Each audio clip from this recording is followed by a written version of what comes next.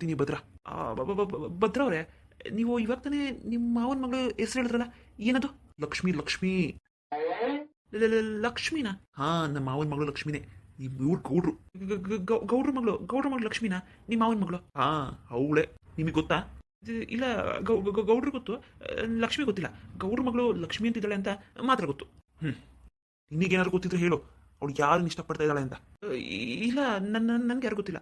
ಅಲ್ಲ, ಅದು ಅವಳು ಇಷ್ಟಪಟ್ಟಿರೋ ಹುಡುಗನ ಹೆಸರೇನು? ಅದು ಯಾವನ ರಾಕೇಶ್ ಅಂತೆ. ಏನೋ ರಾಕೇಶ? ರಾಕೇಶ್ ಅಂತೆ. ರಾಕೇಶನ್ ಇವತ್ತು ರಾಕೆಟ್ ತರ ಆರಿಸ್ಬಿಡ್ತೀನಿ. ಅಯ್ಯೋ ದೇವ್ರೆ, ರಾಕೇಶ್ ಅಂದ್ರೆ ನಮ್ಮ ಬಾಸ್ ರವಿ ಬಾಸ್. ಏನ್ ನಡೀತಾ ಇದೆ ಇಲ್ಲಿ? ಲಕ್ಷ್ಮಿ ಹಂಗಿದ್ರೆ ನಮ್ಮ ಬಾಸ್ನ ಇಷ್ಟಪಡ್ತಿದ್ದಾಳ? ಈ ವಿಷಯ ನಮ್ಮ ಬಾಸ್ ಗೊತ್ತಾ? ಗೊತ್ತಿಲ್ವಾ? ಅಯ್ಯೋ, ಏನೋ ನಡೀತಾ ಇದೆ. ಇವನ್ ಬೇರೆ ನಮ್ಮ ಬಾಸ್ ಮೇಲೆ ಕಣ್ ಬಿದ್ದಿದೆ. ಅವನಿಗೆ ಏನ್ ಅನಾಹುತ ಮಾಡ್ತಾನೋ. ಹಂಗೆ ಮಾಡ್ತೀನಿ ಹಿಂಗೆ ಮಾಡ್ತೀನಿ ಅಂತ ಬೇರೆ ಹೇಳ್ತಿದ್ದಾನೆ. ಏನಪ್ಪ ಮಾಡೋದು? ನನಗೇನೋ ತೋರಿಸ್ತಾನೆ ಇಲ್ವಲ್ಲ. ಇವತ್ತು ಬೇರೆ ಬಾಸ್ ಲಕ್ಷ್ಮಿ ಜೊತೆ ಹೊರಗಡೆ ಹೋಗಿದ್ದಾರೆ. ಇವನ್ ವಿಷಯ ನಮ್ಮ ಬಾಸಕ್ಕೆ ಹೆಂಗೆ ತಿಳಿಸೋದು ನಾನು?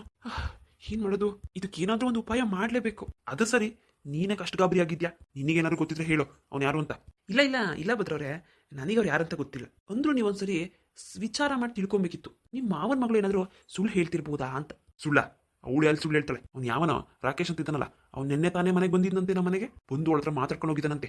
ಎಷ್ಟು ಧೈರ್ಯ ಇರಬೇಕು ಅವನಿಗೆ ನಮ್ಮ ಮನೆಗೆ ಬಂದು ನಮ್ಮನೆ ಹುಡುಗಿನೇ ಮಾತಾಡ್ಸ್ಕೊಂಡು ಹೋಗೋಕ್ಕೆ. ಬಿಟ್ಟು ಬಿಡ್ತೀನ ನಾನು. ಅವಳು ಬೇರೆ ಅವನನ್ನೇ ಮದುವೆ ಮಾಡ್ಕೋತೀನಿ ಅಂತಾಳೆ. ಅದು ಭದ್ರವ್ರೆ, ನಿಮ್ಗೆ ಎಷ್ಟು ಬೇಜಾರಾಗಿದೆ ಅಂತ ನಾನು ಅರ್ಥ ಮಾಡ್ಕೋತೀನಿ. ಆದರೆ ಸುಮ್ಮನೆ ಬೇರೆಯವ್ರ ಮೇಲೆ ಹಲ್ಲೆ ಮಾಡಬಾರ್ದು. ಅದು ದೊಡ್ಡ ಪಾಪ ಆಗುತ್ತೆ. ಒಂದ್ಸರಿ ಕೂತು ಮಾತಾಡೋದಿಲ್ಲ, ನಿಂತು ಮಾತಾಡೋದಿಲ್ಲ. ಎರಡರಲ್ಲೊಂದು ತೀರ್ಮಾನ ಆಗಿ ಬಿಡಬೇಕು. ಇವತ್ತು ಇಬ್ಬರು ಎಲ್ಲೋ ತಿರ್ಗಾಡಕ್ಕೆ ಹೋಗೋರಂತೆ. ಅದೆಲ್ಲಿ ಹೋಗೋರು ಎತ್ತೋಗೋರಂತ ಕಂಡಿಡ್ದು ಅವನನ್ನ ಮುಗಿಸೇ ಬಿಡ್ತೀನಿ ಇವತ್ತು. ನೀನೇ ಅವ್ರನ್ನ ಮುಗಿಸ್ತೀಯೋ ಇಲ್ಲ ನಮ್ಮ ಬಾಸೇ ನಿನ್ನನ್ನು ಮುಗಿಸ್ತಾರೋ ಆ ದೇವ್ರಿಗೆ ಗೊತ್ತು. ಏನೋ ಅಂದಲ್ಲ? ಏನಿಲ್ಲ, ನಿಮ್ಮ ಕೆಲಸನ ಮುಂದುವರಿಸಿಯಪ್ಪ ಅಂದೆ. ಒಳ್ಳೇದಾಗ್ಲಿ, ಎಲ್ಲನೂ ತಡ್ಕೊಳ್ಳೋ ಶಕ್ತಿ ಕೊಡಿ ನಿಮಗೆ ಅಂತ. ಅದೇನು ಮಾತಾಡ್ತೀಯೋ, ಅದೇನು ಕತೆನೋ? ಒಂದೇ ಒಂದು ಬೀರ್ ಬಾಟ್ಲಿ ಇಟ್ಕೊಂಡು ಅವಾಗ್ಲಿಂದ ಕಣಿ ಹೇಳ್ತಿದ್ಯಾ. ನಿನ್ನ ಹತ್ರ ಏನು ನನಗೆ ಮಾತು?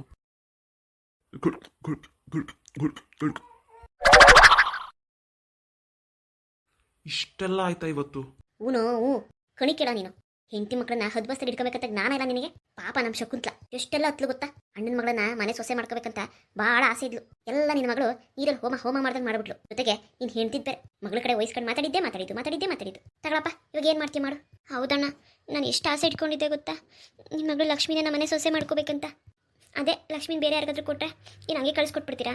ವರದಕ್ಷಿಣೆ ಕೇಳಲ್ವ ಅವರು? ಆದರೆ ನಾನು ₹1 ವರದಕ್ಷಿಣೆ ಕೇಳ್ತಿದ್ನ. ನಮ್ಮ ಆಸ್ತಿ ಎಲ್ಲ ನಿನ್ನ ಮಗಳು ಲಕ್ಷ್ಮಿಗೆ ಹೋಗ್ತಾ ಇತ್ತು. ಅದು ಅಲ್ಲದೆ ನಾನು ಆಸೆ ಇಟ್ಕೊಳ್ಳೋದಲ್ಲದೆ ನನ್ನ ಮಗ ಭದ್ರಂಗೂ ನಿನ್ನ ಮಗಳನ್ನೇ ಮದುವೆ ಮಾಡ್ಕೊಡೋದು ಅಂತ ಏನೇನೋ ತಲೆ ತುಂಬಿಟ್ಟೆ. ಅವನು ಪಾಪದವನು ಎಷ್ಟು ಆಸೆ ಮಾಡಿಕೊಂಡಿದ್ದ. ಆದರೆ ಲಕ್ಷ್ಮಿ ಅದು ಯಾವುದೋ ನೆರವೇರಕ್ಕೆ ಬಿಡಲಿಲ್ಲ. ಅದು ಯಾವುದೋ ಹುಡುಗನ ಇಷ್ಟಪಡ್ತಾ ಇದ್ದಾಳಂತೆ. ಅವನನ್ನೇ ಮದುವೆ ಮಾಡ್ಕೊಳ್ಳೋದಂತೆ. ಹೋಗ್ಲಿ ಬಿಡೋಣ, ಅವನಿಗೆ ಕೊಟ್ಟು ಮದುವೆ ಮಾಡು. ನಾವು ಇವತ್ತೇ ಹೊರಟೋಗ್ತೀವಿ. ಶಕುಂತ್ಲಾ, ನೀನು ಎಲ್ಲೂ ಹೋಗೋದು ಬೇಕಾಗಿಲ್ಲ, ಇಲ್ಲೇ ಇರು. ಅದು ಹೆಂಗೆ ಅವನನ್ನು ಮದುವೆ ಮಾಡ್ಕೊಂಡ್ಬಿಡ್ತಾಳೆ ನಾನು ನೋಡ್ತೀನಿ. ಅಮ್ಮ ಮಗಳನ್ನ ಹುಟ್ಟಿಲ್ಲ ಅನ್ಸ್ಬಿಡ್ತೀನಿ ನಾನು. ರೀ, ಯಾವಾಗ ಬಂದ್ರೆ? ಮನೆ ಇಡ್ಸಿದ್ವಲ್ಲ, ಎಲ್ಲಿವರೆಗೂ ಬಂತು? ಅಯ್ಯೋ ಕಿಲಾಡಿ, ಎಷ್ಟೇ ನಾಟಕ ಮಾಡ್ತೀಯ ನೀನು? ಅಯ್ಯೋ, ಯಾಕ್ರಿ, ಏನಾಯ್ತು ನಿಮ್ಗೆ? ಇನ್ನೇನಾಗ್ಬೇಕು? ಯಾವನೋ ನಮ್ಮ ಮನೆಗೆ ಬಂದಿದ್ದು? ನಮ್ಮ ಲಕ್ಷ್ಮಿ ಅವನನ್ನೇ ಮದುವೆ ಮಾಡ್ಕೋತೀನಿ ಅಂದ್ಲಂತೆ.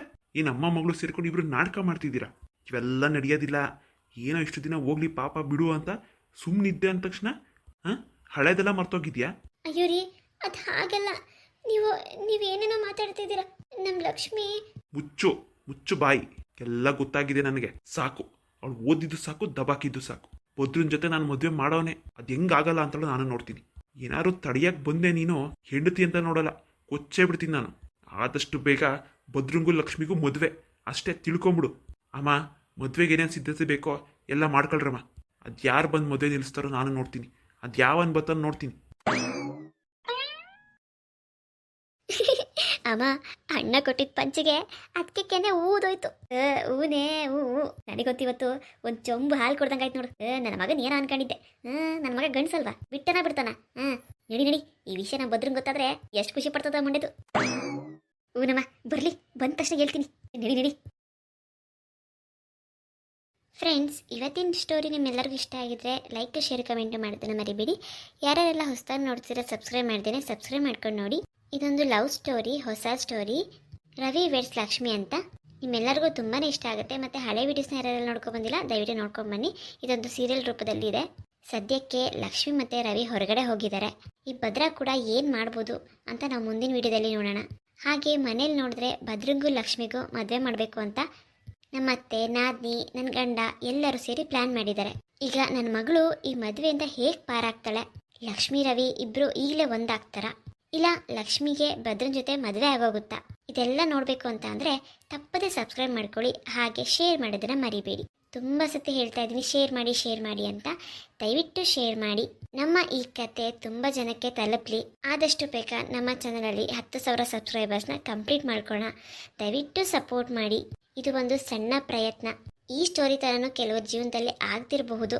ದಯವಿಟ್ಟು ಸಪೋರ್ಟ್ ಮಾಡಿ ಅಂತ ಹೇಳ್ತಾ ಇನ್ನೊಂದು ವಿಡಿಯೋನ ಆದಷ್ಟು ಬೇಗ ಹಾಕ್ತೀನಿ. ಮುಂದಿನ ವಿಡಿಯೋದಲ್ಲಿ ಸಿಗೋಣ. ಅಲ್ಲಿವರೆಗೂ ಬಾಯ್.